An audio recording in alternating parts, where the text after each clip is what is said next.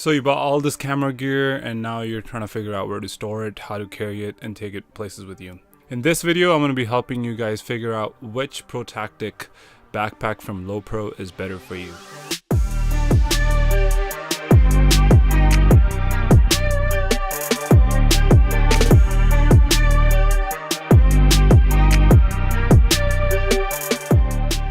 So in this video, I'm going to be showing you guys two versions of the Protactic 450 AW backpacks.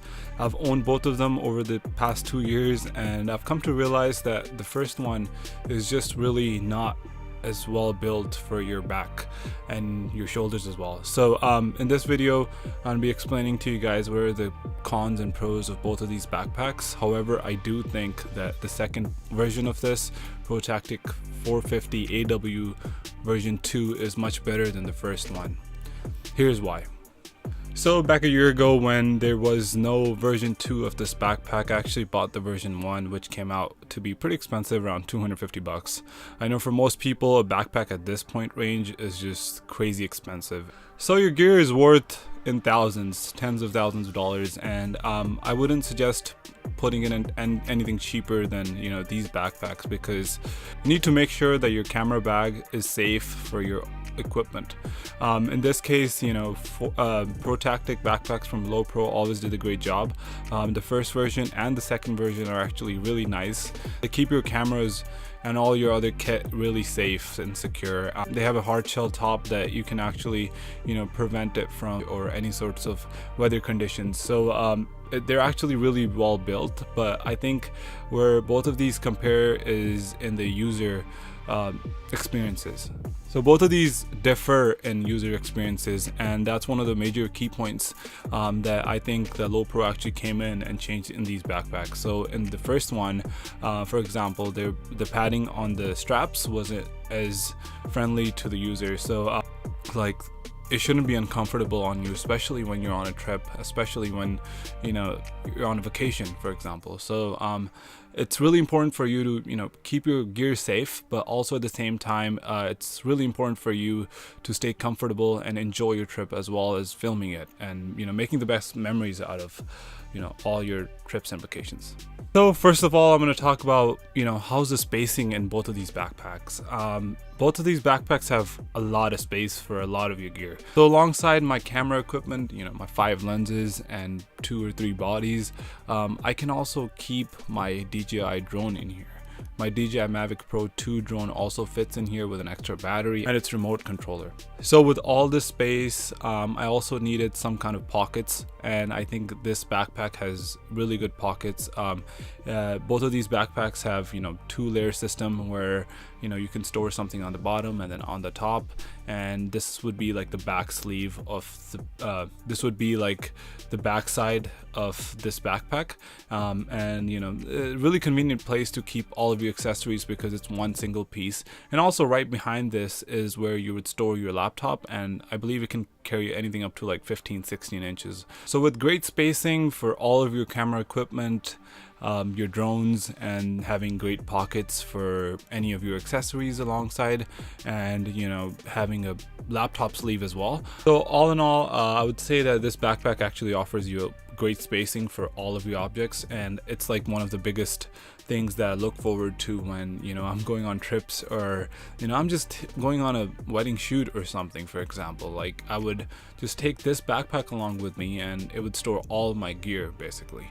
And I've realized that I have a Pelican that I intentionally bought to use on weddings. I would put all my gear in there and take it with me, but since I've bought these backpacks, I actually just store it in one of these backpacks and all my gear fits in it, and I mostly now don't even take my Pelican out.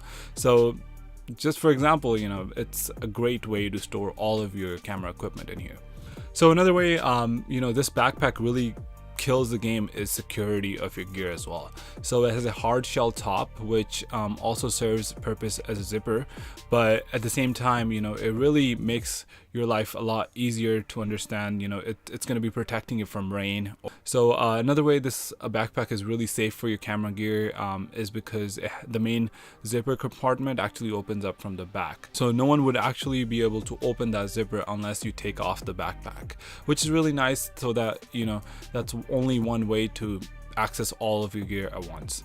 So apart from security and spacing, I think this backpack is really functional as well, because you have all these zippers. You have a way to get through the top, from the sides, you have a way to get to the back, and you also have 2 extra pockets on the sides as well that you can store your go-to accessories in there, such as maybe ND filter in there, maybe add some extra batteries in there, or SD card or something. So you just have everything there to go, basically. And then also this is where both of these backpacks actually differ, is where, as I said in the beginning of the video, it's really important for you to travel comfortably, and I think the only difference between version 1 and version 2 is your comfort. When you're on a trip walking about 10 miles a day, or even if you're hiking, or if you're going out to shoot somewhere, you just want to make sure that you're comfortable. And the first backpack, I would actually assume that they intentionally did not put that padding there so that they could come up with this version 2 and be like, voila, here's a new product, and this is the reason why you should buy it. Because in the beginning, like I was like, why would they make this backpack so functional, and it's like $250 at the point, and I'm like, why would they not make it so it's comfortable? Like I've seen like a lot of YouTubers in the past, when I was researching if I should buy this backpack or not, they were actually complaining about how it's super uncomfortable. And I think I experienced it on my own, and I thought, like, I was just questioning myself beforehand. I was like, how bad could it actually be? Simplified the whole backpack structure of Protactic 450 AW. And in the second version,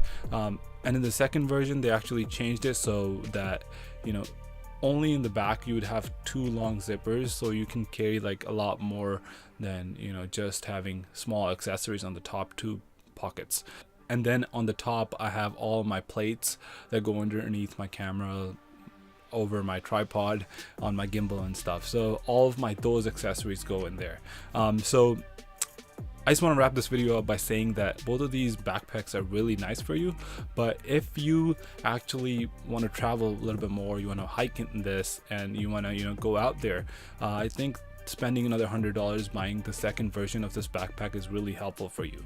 But if you're one of those people that just want to take your stuff from place A to place B, I think the first one does the job really nice, and you might actually want to look into buying this backpack over Polygon, because that's going to cut you loose another $300 or something. And it's really useful at that point where you can use a backpack and it's always on your back. If you have to move away from your kit, you can always just put on your backpack, go there, and all of your stuff actually stays with you.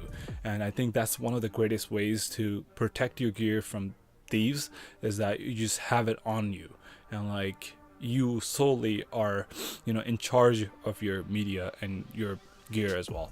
So just to keep yourself safe, get this backpack, put all your stuff in it, walk around with it, because at the end of the day, you never know when someone's gonna come up and steal your gear. So just be really careful about your gear, and make sure you go home with awesome shots and all your gear in a safe place.